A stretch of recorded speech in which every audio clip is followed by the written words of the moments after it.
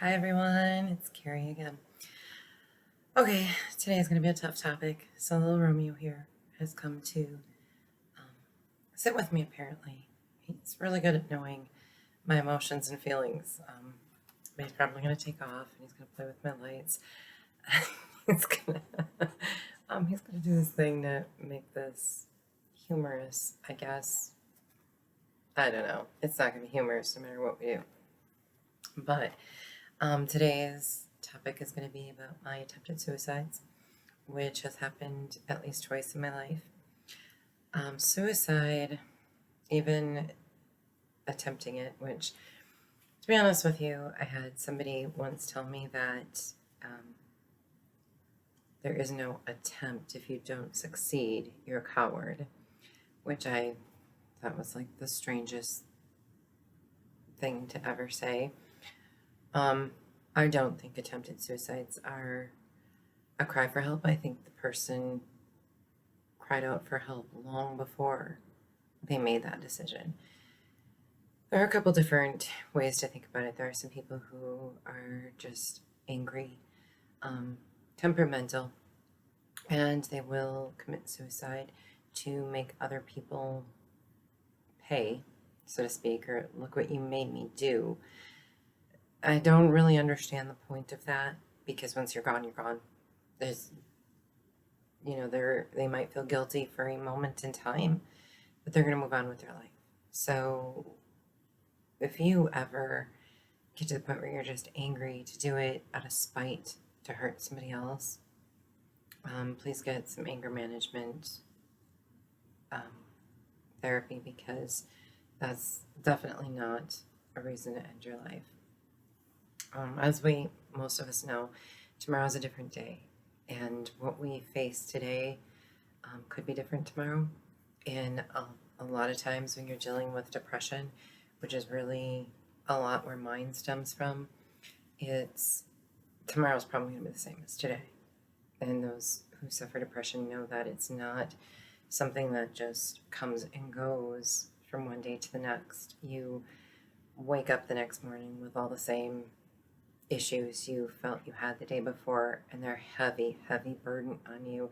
You want resolve and you can't get it, or you're looking at your past and pains, things that either aren't working out or didn't work out, or there's so many things that cause a deep depression. And even though we try to avoid them, they sit in your soul until you deal with them. My first attempted suicide, however, was kind of my own doing. I know, I was terribly bullied, and the only set of friends that I had, I felt like I had to do everything to make them happy so they'd stay my friends. I would never do that again. I'm very blessed to have had the opportunity to live in solitude and enjoy my own company and learn that I don't need those others. It's wonderful to need people and it's wonderful to want people in your life, but I've learned not to be desperate to just do what people want of me in order to be around me or be my friend or have somebody to talk to. I've learned I can talk to God anytime I want. I can talk to myself anytime I want. You know what? I'm my own best friend because I understand me. So I don't think talking to yourself is such a bad thing. I think a lot of people probably should talk to themselves before breeding their evil out into society, so to speak. So anyway, with this set of friends that I was a retail clerk at a store, and we had realized that I could avoid transactions. So they would come through like my line, and I would avoid their transactions. They'd pay for one thing and leave with a bag of stuff. This didn't happen too frequently, but one day we got caught, and I got caught, I should say. I was called in to work. I was on call, and they said, "Yeah, come in." And when I came in, that's when I was notified that they had this evidence that I was voiding transactions, letting people leave with merchandise. Because of my past with my friends and how terrible things were going in school, and my family, situation was really, really tough. I had this thing with my father where my father was pretty cold hearted. He was never there, so you couldn't really build a relationship with him. I was 16 or 17 years old at the time. I just turned 17. And there was always this, my father was a truck driver, so he'd work on his semis. And, there were times where in school I would take auto shop, woodworking, things like that, so that maybe someday I could have a relationship with my father, something we could do together, something we'd have in common. Never really worked. What ended up happening was every time my father would go on the road, when we would do things wrong during the week or weeks that would pass, of course, my mom would beat us or whatever, at the time. Sometimes she'd just make a list. And it would always be, wait till your father comes home. I can't wait till he finds out what you did. And it would be this constant taunting and terror of my father coming home because, yes, my father would spank us with a belt. We were going to be in trouble. So we'd usually get hit twice for every single thing we did. But so there's times where my mother just really tore the relationship that we could have with our father away from us. And I'll go into further details about my relationship with my mother and my upbringing at another time, because there's definitely some great parental lessons that could be learned out of the wrongs that took place there. But she's only human too, I guess. She makes mistakes just like we all do. And there's no strict rule book to raise children. Every child is different. We're all so unique that parenthood is challenging, no doubt about it. So don't take it as a super critique against somebody. But anyway, there was no real relationship between me and my father. He'd come home, we'd all get in trouble, he'd go back out on the road. And it just became such a routine that you couldn't build a relationship with him at all. And he became very cold, colder as I grew up. I remember him like wrestling with us and playing with us when we were little. But as we grew up, there was nothing. He didn't want to have conversations with us. He didn't want to be around us. I know there, were some other things going on in his life I won't mention in this video. That's an upcoming video. But yeah, there was no relationship between us and our father. It was almost like there were a lot of times I wish my parents were divorced, because I think it would have been better if they had not been together, for us kids anyway. But getting back to my situation, I knew the night that I came home with my mom. What happened was I got caught at work. They did call my mother. My mother and my aunt had come to pick me up. They took us home. My aunt ended up leaving, and me and my mother had this conversation. All I could remember thinking was, my father is going to hate me for the rest of my life. Any hope I ever had of having a relationship with this man, it is gone. It is completely gone. At that time, my parents were all I had in the world, so even if they treated me poorly, it was all I had. It was my siblings and my parents. I had really no decent friends. I wasn't allowed to really have a life. I was pretty much a slave. And I saw my whole life over. There was any fragment of hope that I had after the bullying and everything I had been through was gone. There was not going to be any hope in the next day. And I remember sitting there, and as I'm getting yelled at, contemplating this stuff, finally, I did something so out of character for me. I just stood up, went to the bathroom, locked myself in, and that was going to be it. I was going to take all the medication in the bathroom. That's it. I'm done. I'm not doing this anymore with anyone. There's no hope. I'm done. I'm not. The struggle to get through every day was so challenging for years as a teenager, and I was so alone. I didn't even want to try the next day. I didn't want to face my father at all. That was probably my biggest fear at that point, was facing my father. And ultimately, I was right. I found out through surviving that I was right. There wasn't a single thing that I thought when I was going to try to kill myself that wasn't going to happen. It all happened. But in that moment, my mother freaked out, called the police. They came, they took me to a healthcare center. And that was, pretty much where I sat for 2 weeks in therapy. While I was there, I was surrounded by several other teenage girls from surrounding communities that had attempted suicide. One was a cutter. I had known nothing about cutting. And that is basically when you take like razor blades or sharp objects and you cut your skin. And there's another video I'm coming out with on cutting to help you try to understand my aspect of it, though it's different for everybody. But I want people to have a little bit of an understanding as to why we do this. It is a mental illness, no different than depression, PTSD, suicide, all of this. We're dealing with these mental issues, and that's cutting is a coping mechanism, in all honesty. And I'm going to go much deeper into that, having personal experience with it. But up to that point, I didn't. Being in this healthcare center, this girl taught me basically about cutting. And then when I tried it, I could understand, and it worked for me, but that's another video. When my parents visited me the first time, it was my mother and my father. It was an open area, but we went off to a side area where there were locked rooms, but there was this bench and we sat there. This girl who had taught me how to cut, or told me about her cutting and why she does it, and how you do it and all this kind of stuff. She was actually kind of funny because I would lock myself in my room and I'd still exercise. Now here's my mental status: is I'm alive. I have to keep living right now. I'm not going to let me kill myself here. So I got to keep my body in shape. The girl would like peek through the peek hole or whatever. She must have known I was working out in my room. And she came to me one day and she goes, "You don't really want to die." I said, "Well, what do you mean?"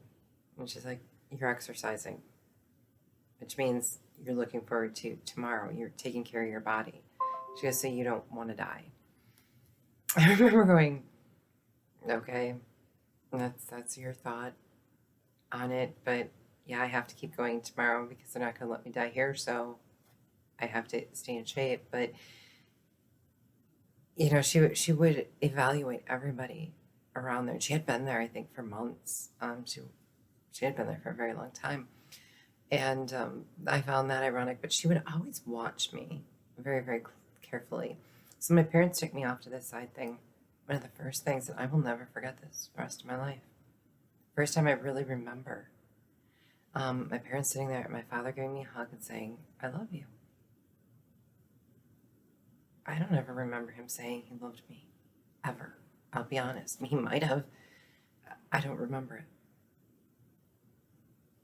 I remember that moment going, wow, that wasn't the reaction I thought I was going to get from my dad. Of course, he can't beat me within an inch of my life here, but that wasn't what I was expecting. There was a secret, and you watched my porn video.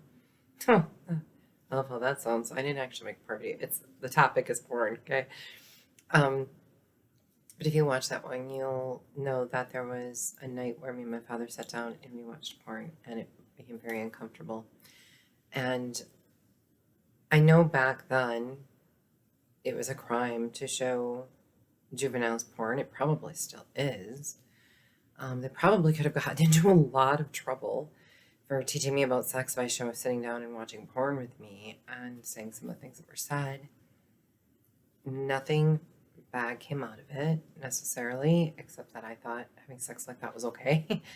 But so I don't, I wouldn't ever do anything to them or bring charges up or anything like that. It was a learning lesson for all of us. But I think they were terrified. They knew something I didn't know as a child. It was like, don't tell anybody about that. Don't tell anybody what happens in our house. I had to promise them I wouldn't tell my therapists or counselors. So there wasn't much to talk about with them because I couldn't tell them what happened. I also didn't want to because if they did find out, and my parents would come for therapy, and of course the therapist was going to mention things, if they found out I had to go back to that home, and life was going to be even worse than it already was, and it was pretty bad.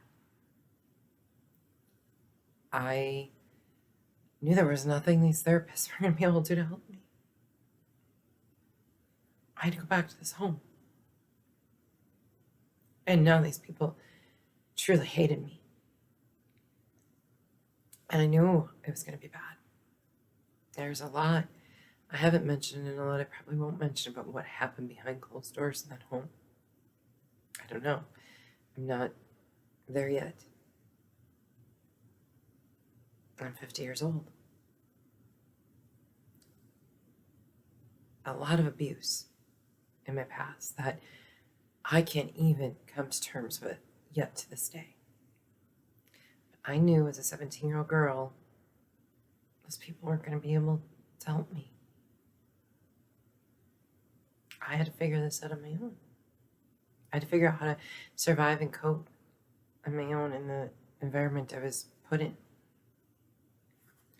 And there was a security of, okay, they could put you in a foster home, but there was the security of those are the only people you know. It's the only life you know. It's very scary even thinking about going to live with somebody else for a year, and who are they going to put you with, and you don't know these people, and you're already going through so much trauma. It's not something that you want to do, so you're willing to go back to the abuse. Just have something that feels comfortable, something that you think you figured out a way how to handle it. But after I got out, I did become a cutter versus wanting to kill myself.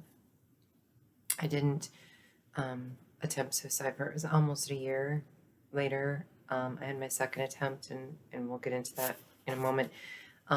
When I was in the facility at that time, I was dating this boy like the week before, and he had my class ring, and we met for bowling, me and my girlfriend, and the two boys were friends, and he didn't have my ring, and I knew something really weird was off, and I ended up going to the video portion of the bowling alley and talking to this other boy that I got to know really well, and we ended up talking on the phone, and me and the boyfriend I had at the time broke up, and then me and this boy started talking about a week before this all went down, the shoplifting bit. And my girlfriend with her boyfriend brought this boy to the healthcare facility to visit me.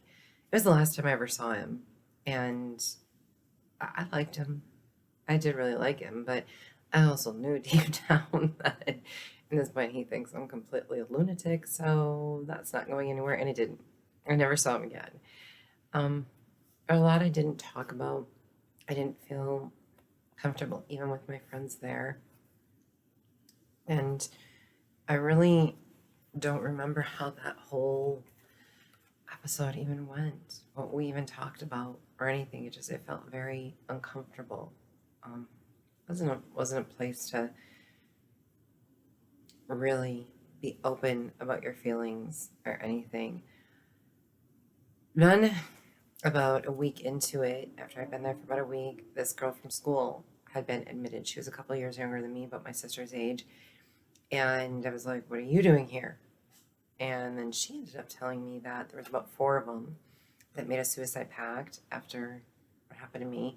And they were all going to commit suicide, and they got caught. And she ended up coming to my facility, and the other ones ended up going to different places. They didn't want to put all of them in the same facility where they could continue to plan, I guess, or scheme, whatever they were thinking. And so she filled me in on everything that was kind of happening back at home. And I finally felt comfortable. There was somebody I knew there. And we became relatively good friends, but, nothing that, went on much longer. I had been released from the facility after about 2 weeks. When we came home, my brother opened the door. He was about 8 or 9 years old at the time. And when he opened the door, I didn't laugh. This isn't funny. Well, it wasn't at the time. Truly, at the time, I was like, yeah, whatever. I really didn't have much for feelings or emotions. They didn't put me on any kind of medications at all while I was there. But I didn't have any feelings or emotions about anything either. And They ended up, my brother ended up opening the door and he had said something like, I wish you were dead, or something like that. And whatever, you know, again, if you listen to my previous videos, I knew how bad that home life was, probably for my brother and sister who are younger than me. I took the brunt of the abuse. I did everything for that family. I ran that household. I wasn't there for 2 weeks. It had to be utter chaos. Um, and yeah, I'm sure my parents made life very uncomfortable for my siblings. So, and I'm sure there was tons of horrible things that were said about me and fights, and I knew it's like it's this gonna be an even bigger nightmare than it was before. But what are you gonna do? You just gotta keep going. So I went. I wasn't allowed in my bedroom where I had shared with my sister. Instead, they put a bed and a dresser in a basement. Now the basement had drywall on the walls, just plain drywall, not painted over, nothing, just drywall board on the concrete walls, and it had a concrete floor, the wooden rafters. It wasn't a finished off basement, but it was a newer basement. It wasn't like the old brick or stone or things like that.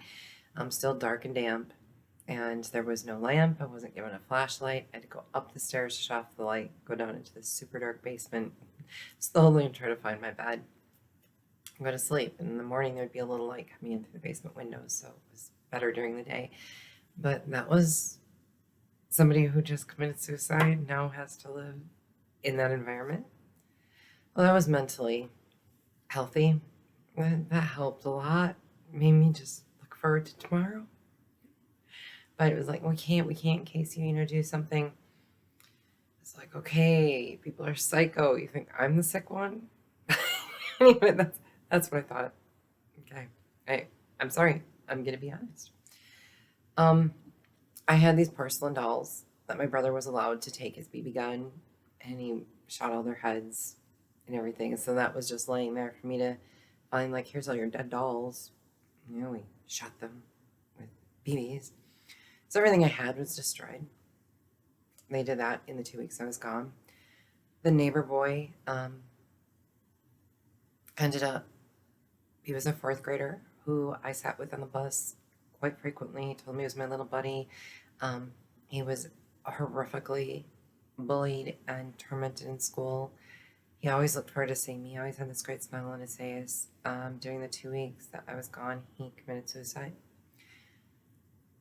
From what I understand, he got upset because he couldn't take a four-wheeler out one day. His brother had been in the military and just happened to be home and had weapons, and Dale took one of the guns and just went and shot himself and didn't survive it.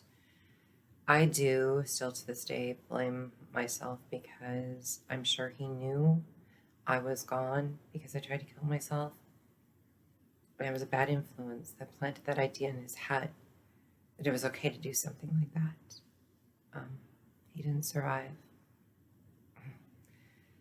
Not, I won't go into too much commentary on that.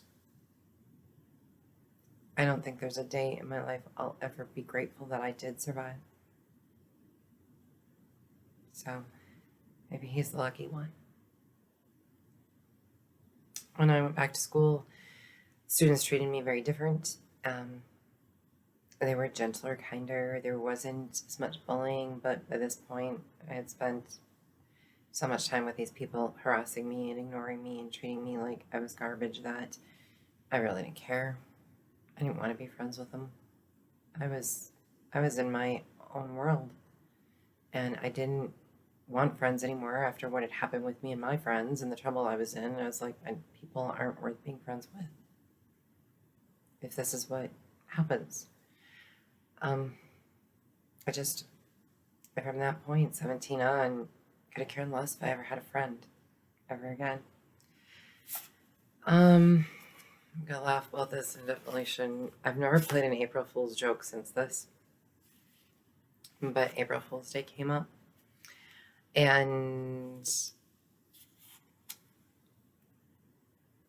my mom took me to a therapy session on that day. I remember thinking it's April Fool's Day. I want to show everybody that I'm doing so much better. So I'm going to play a prank in the therapist's office on my therapist, my mom. And in my mind, what can I do? What can I do? What can I do? I don't ask me. I was crazy. I still kind of am, but I wasn't in the best mindset to be making an April Fool's decision. I'm not going to make excuses for myself because it was bad. So I go, and first for my therapy sessions, I would always go in and talk to the therapist for a while, and then I'd bring my mom in, and me and my mom and him would talk. So while I'm in there, I tell him I'm pregnant, and I was so straight-faced. I was probably the best acting job of my life. Couldn't have done it that way if he would have paid me, but I don't know, for some odd reason I was inspired. I'm going to convince my therapist I'm pregnant. We're going to tell my mom, and then I'm going to go, April Fools. Yeah. Doesn't even sound funny, does it? In my head, with all the chaos going on in my life, it sounded like a great laugh. It wasn't. So, excuse me. Still getting over a little bit of cold. But anyway, the therapist ended up telling my mom, and I'm trying to sit there without laughing. The next thing I know, my mom's she just breaks out in tears. I'm like, whoa, not the reaction I was looking for. I get out of my chair, I get down on my hands and knees, I hold her hands in her lap, and I go, April Fools, I'm just joking, I'm just kidding, I'm not pregnant. She's crying and she's bawling, and she goes, I was a pregnant teenager, I didn't want that to happen to my kids, and she's just going hysterical. And I'm like, oh God, this is bad. And I'm profusely apologizing, and the therapist is sitting there, just staring at us like it's utter chaos at this point. And finally, I get up, I go sit back in my seat. I'm like, I'm in so much trouble. The therapist looks at me, stands up, throws his pen on the desk, and he says, I can't help you. There is no help for you.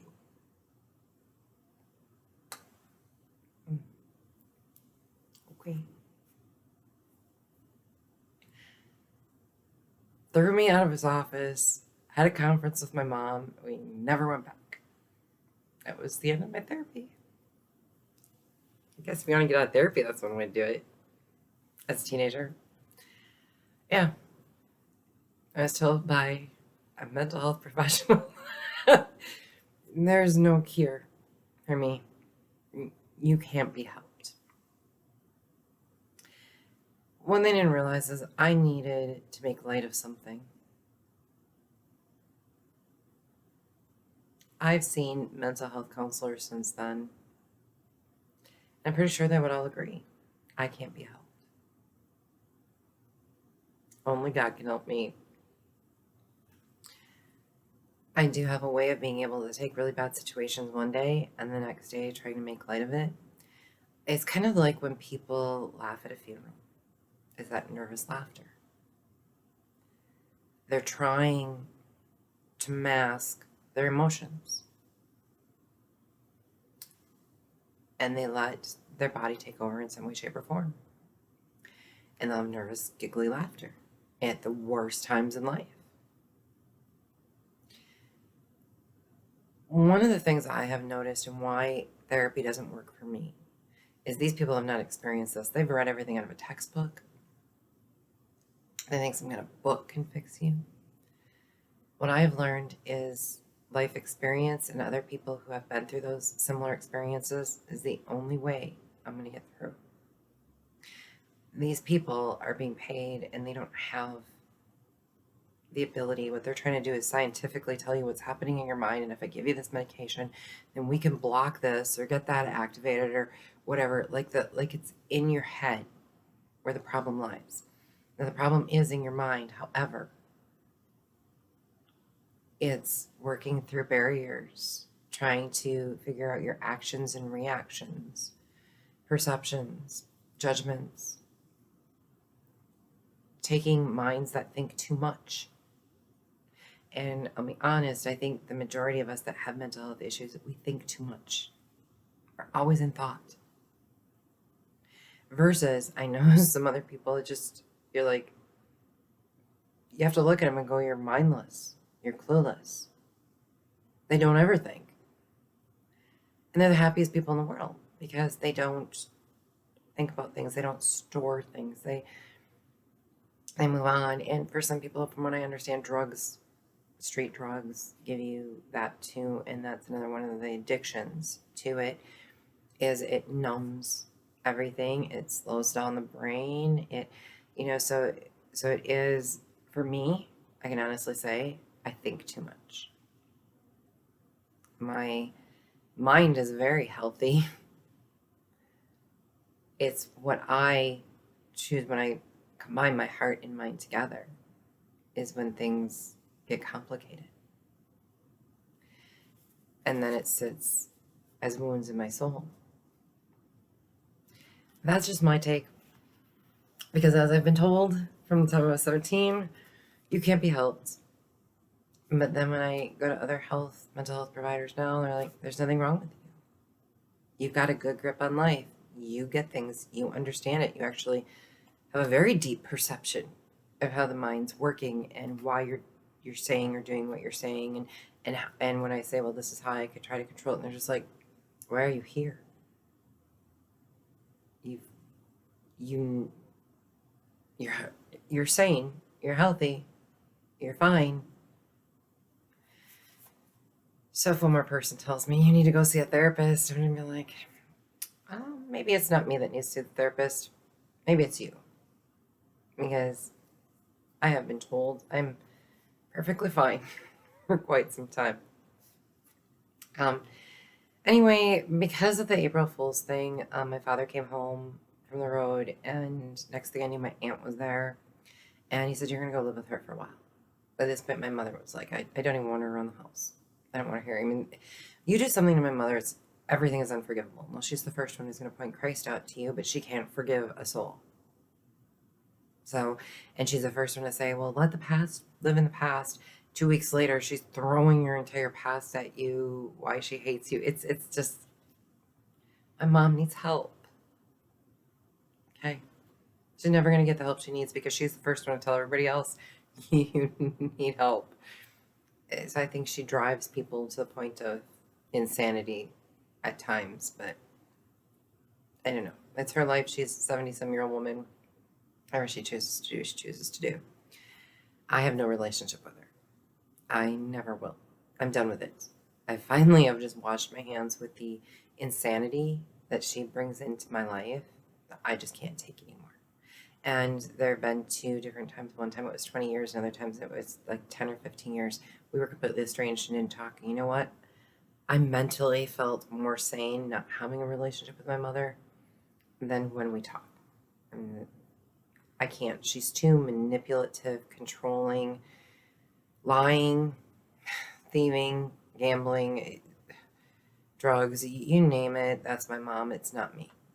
I'm not going to associate with that, even if it is family. That drove me to wanting to end my life. The relationships I wanted with those people who were manipulating me, using me, hurting me intentionally. No, I don't need relationships with people like that. I stay away from people like that. I'm fine.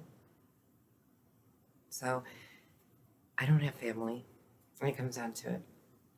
I'm good with it. It's okay. I'm mentally more sane without them in my life. But anyway, I lived with my aunt for a while. After about a week or 2 of that, I had decided, no, I'm still done. I can't go on like this. None of this is worth it.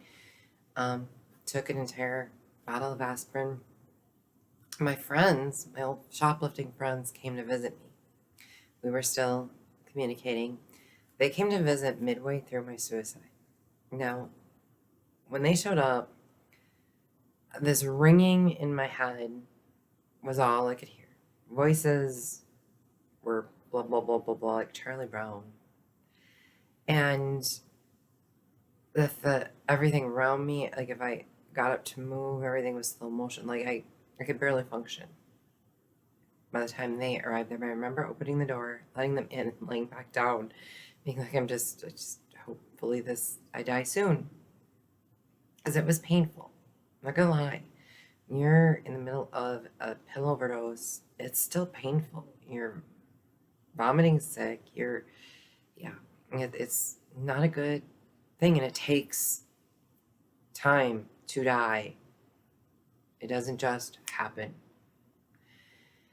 So as this is happening, and I definitely can feel I'm dying, my body is trying to shut itself down, and my friends are there and they're trying to talk to me, and I can't understand what they're saying, and I'm trying to reply back, ask them to repeat themselves, and I know that I'm slurring and mumbling. And after, I don't know, I would guess 10 or 15 minutes, but I'm going to be honest with you, at that point, I didn't know time. I was half dead. My friends, I remember them getting up and saying, "You're acting weird," and leaving. They just left. Didn't call for help. Didn't ask me. They would come to my aid to see what's wrong. They're just like, "You're acting weird," and they left. They left me to die.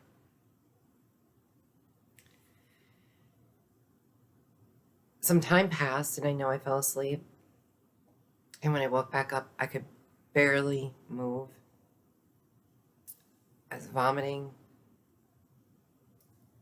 I couldn't really hear. The ringing in my head was all I could hear. I could feel a really strange feeling in my body. And I remembered my friends walking out on me. And for some odd reason, I picked up the phone, I called my mom. I said, "I need you to take me to the hospital." They took me in. They did not pump my stomach because I did not want to go back to the healthcare center. So we told them I wasn't feeling well, and I OD'd on aspirin. And the doctor just goes, "Well, if that's all you took," which I told him I took just a handful, probably, we'll live, and then let me go home.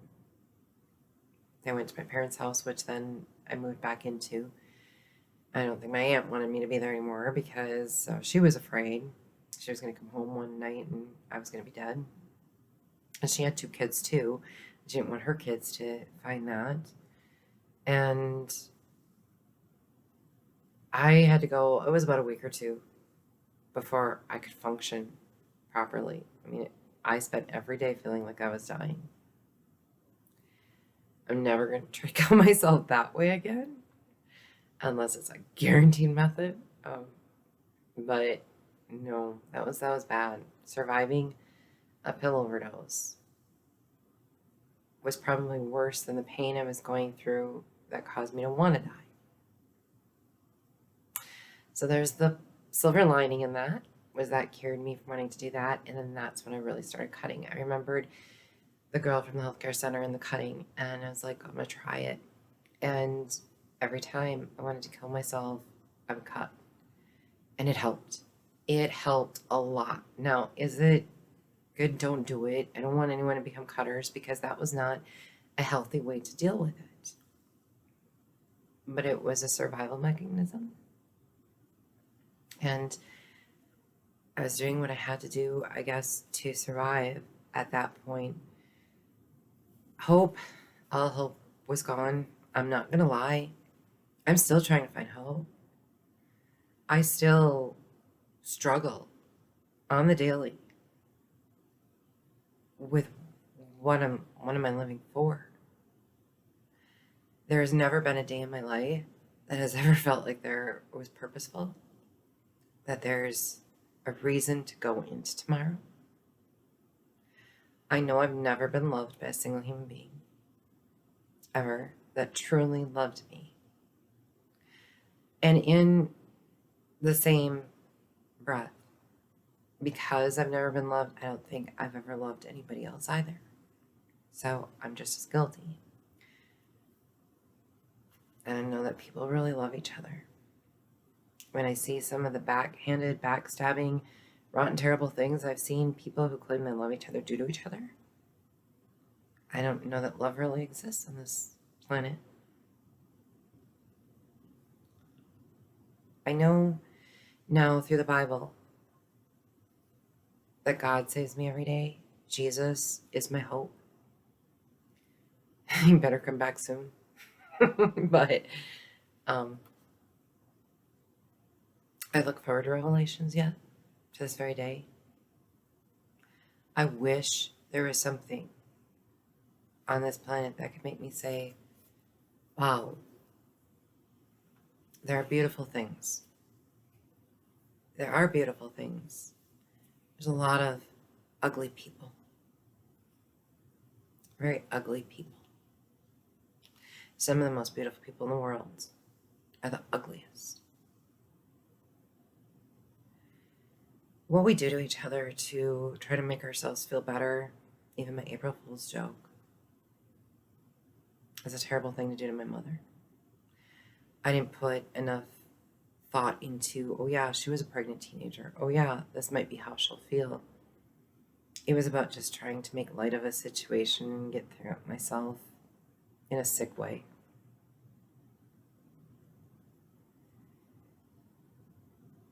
Jesus is my hope because there's forgiveness for that moment. I feel terrible. I try to laugh about it now because I don't want to keep carrying that burden with me. But it wasn't right and it wasn't good. And thank God Jesus can forgive me for that. Because I know my mom never will. She'll carry that right into Satan's den. Anyway, the biggest lesson I've learned is it's always darkest before the dawn. When I'm depressed, when I'm suffering PTSD, when I'm having the worst days of my life, I do notice that the evenings when the sun goes down are the worst. They're the hardest. That's when the struggle gets really difficult. That's when, if you're somebody who drinks or takes drugs, that's when you want it the most. And the darkest part, the one that you have to struggle through the hardest, is right before dawn. It's right there. You're hinging on the light coming in. And that's when you want to do it the most. One of the things I've learned through life too is, like, if I'm working on a project, or I know, something's not going to last forever, but I have to get through this, and it's going to take a period of time. Right at the very end of anything I'm working on that is challenging is when I want to quit. That's when it's like, I'm just done. Yeah, I've made it this far. I'm right here at the end, but I can't go one more second. I can't go one more day. I'm done. It's right before the dawn, right before it ends, right before it's over. And you just have to finish trucking through it, and you go, oh, it's done. That's over. And a new day begins. I've built my greatest strength in that darkest moment. And I just have to tell myself, just don't think about it. This is the moment you shut your brain off and you go on instinct and you get it done. Because when that sun starts shining, you're going to feel different. So, in your darkest moments, turn off your mind. Let your instinct carry you through, because it will. I always say that instinct is God. It's when I say I'm shutting it off, God, you need to carry me the rest of the way. And He will. He always does. My hope is in Jesus, so my only hope really is in heaven at this point. 4 things. If there's anything you learned from this at all, 4 takeaways. Keep going. Just keep going. Keep believing. It's so easy to stop believing, but keep believing. And keep trying. During points of failure, what we see as failure isn't always failure to others. Keep trying. You only fail yourself if you stop. And never give up. Never, ever, ever give up. I tried. And you could say I failed trying to give up. There's some drive in me that I can't explain. I will most likely never give up. As much as I want to, as much as I try to, I have this drive and this passion to just keep going. And I don't know where it comes from. I do know, even to this day, I struggle with wanting to commit suicide. It is something for a variety of different reasons that once it's like embedded in your soul, you want to take that easy way out. You really do. You're just done. And it's not to be mean to anybody else. It's because you're just tired. You're tired. You're done. You don't see hope. Nothing's ever going to change. Nothing's ever going to get better. Whether it's your body is feeling physically weak, your mind is, you just can't keep doing what you're doing. And you don't see any way out. You just want to lay down and die and quit. I know. I feel it all the time. But don't. And you hit that. That's when you say, I'm not going to think right now. I need to go just do what I got to do, and I'm going to shut my mind off. I refuse to acknowledge these thoughts. And you'll get through. The power is in you. The problem I think I had, still do, is, okay, I want to be loved. No one's ever going to love me. It feels like it's impossible to achieve. I have to keep believing. God's got a plan. It's not going to be in my time. It's not going to be when I want it. Probably not even going to be the person I want. But when it's right, it's all going to work out. And I'm going to feel love one day. I have to trust. I have to keep believing. And I can't give up. There's hope. Just because I can't see it and just because I can't feel it does not mean it's hopeless. Just because that's what I'm feeling in the moment. I have to take my power back. And I have to convince myself there's hope. And only you can do that for yourself. This isn't, people can tell you all day long what to do. But until you believe it, until you tell your mind that, until you reprogram yourself from all the negativity that you're feeling, you'll be powerless. You'll be weak to it. Take your power back. Change the way you think about you. And it doesn't matter what else is going on. Even if it's a rough day, you have a crappy job, you can't stand doing it, you don't think you can get through one more minute of it, push. It's like anyone who works out in a gym is going to tell you. You can do your bare minimum until you start, really start to feel the muscles working and go, okay, well, yep, my muscles worked, I did my workout. Anyone who's a real athlete is going to tell you, you need to, when you're feeling that point, push a little harder. Just when you think, I can't do one more minute, do that minute. That's where your muscles start to grow. That's where you get your power and your strength. That extra minute you pushed yourself is going farther than bare minimum. And just like working out in a gym, we need to do that with our real world, our real lives. Just when we think we've hit that wall, this is it, I can't do one more minute. Go the extra minute. You can do it. Yeah. It's something that helps me. I will probably never be able to remove the feeling I have in my soul of wanting to die. It's there every day. My lowest times, I have to fight it the hardest. But you can. I do it all the time. I know you can too.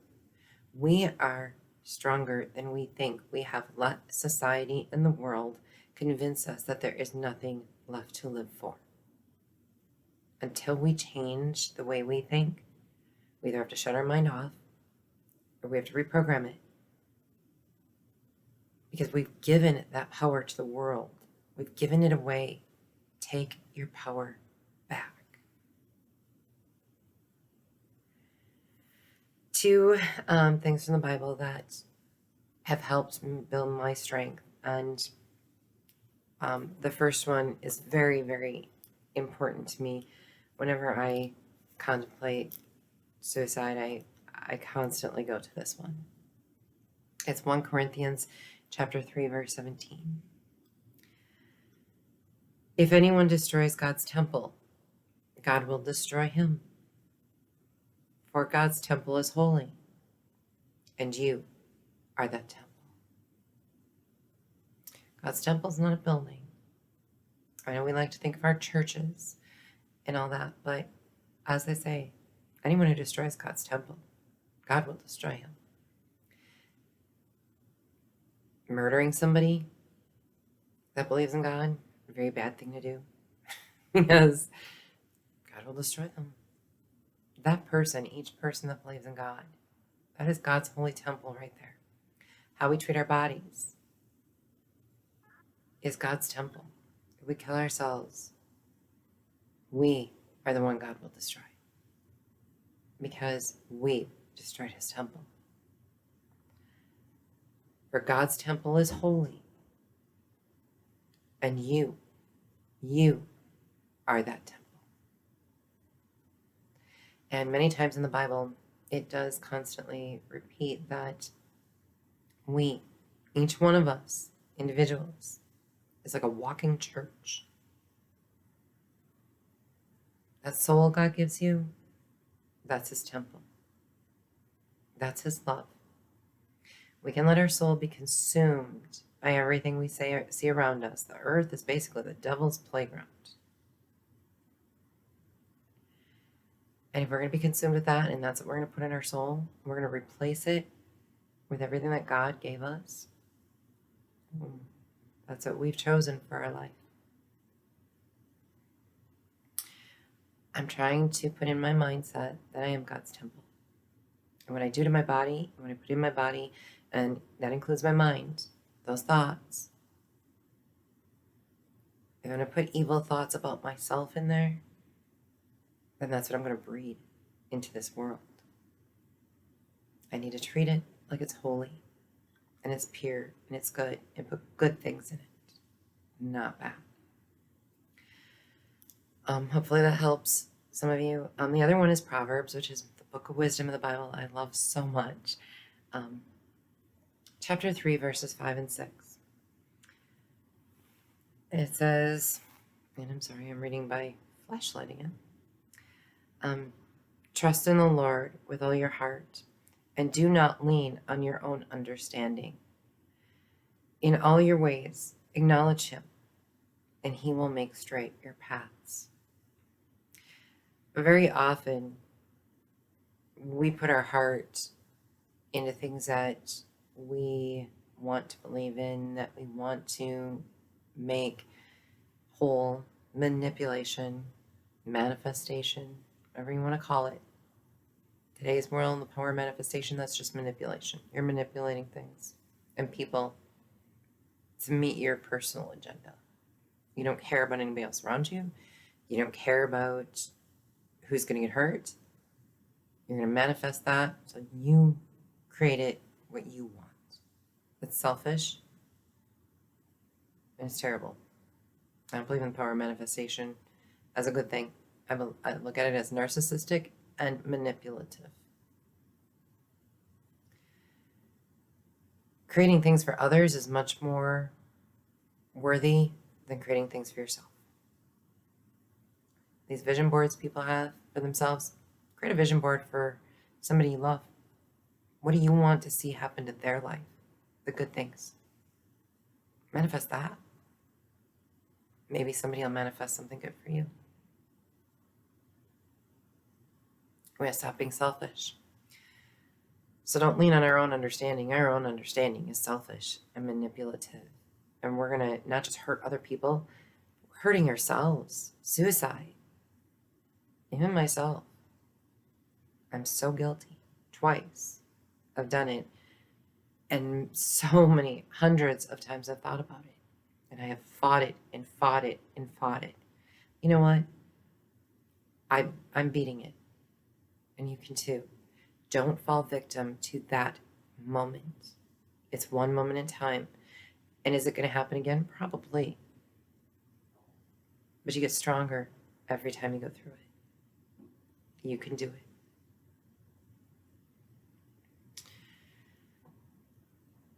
In all your ways, acknowledge him. Know he's there. You are not alone. Lean on him like you would if a best friend was there. And he's going to make your path straight. The wrong path that we're on that causes us to think the things we do, he's going to straighten that. He's going to take that roller coaster out of it. If you let him, it means giving up control, giving up power. Then God, I give you this. Please help me. And know that God doesn't work in our timing. He's going to take that situation. He's going to make it work out for you. It might not be tomorrow. It might not be in that moment. It will be when the time is right. Remember, he knows all things. We think we know all things. And that's what causes us to give up hope. We're not hopeless. Pick up a Bible. Hold tight to it. And when you feel suicidal, just read. Just read. Put something else in your mind. Plant a different seed than the seed the devil has in you that's what you should do. Plant a different seed. Plant God's word. And let it grow. For all of you suffering, I'm not saying that we can all beat this by ourselves. There are suicide hotlines. Please call them. There's people that can help.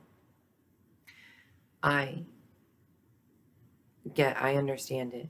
I could talk to you. Some of you are going to need, to go to therapy. It's a tough process to build the strength to take your power back. But you can do it. I'm probably the weakest person on earth. I did it. I have faith in you. Call the suicide hotlines if you have to. Reach out to people. Don't go through it alone. Look at what my friends did to me. I just walked away. They were going to let me die. God, you didn't give up on me. I had to do the worst thing ever and call my parents. I believe that was just God's strength having me do that because he wasn't ready to let me go. But that's what makes me feel good and get through the moment. You'll find what helps you. But suicide's not the answer.